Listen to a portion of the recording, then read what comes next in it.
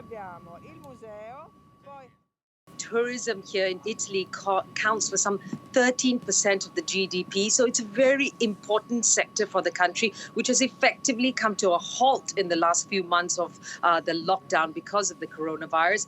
What you're going to see from today onwards is that travelers from the EU and the UK can come into the country without that mandatory 2-week quarantine period. And international flights will be arriving in the airports in Milan, here in Rome, as well as down south in Naples. That said, though, you have the countries in the region, such as Austria and Greece and Switzerland, still imposing restrictions, though, on people arriving from Italy.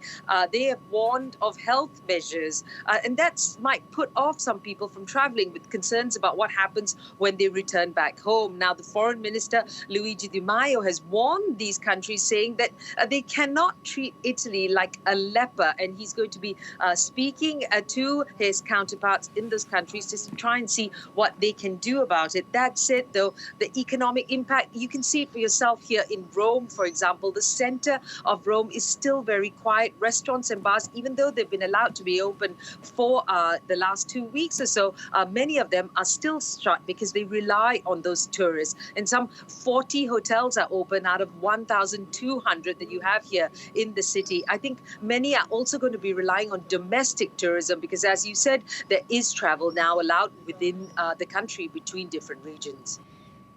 Well, no sign of a slowdown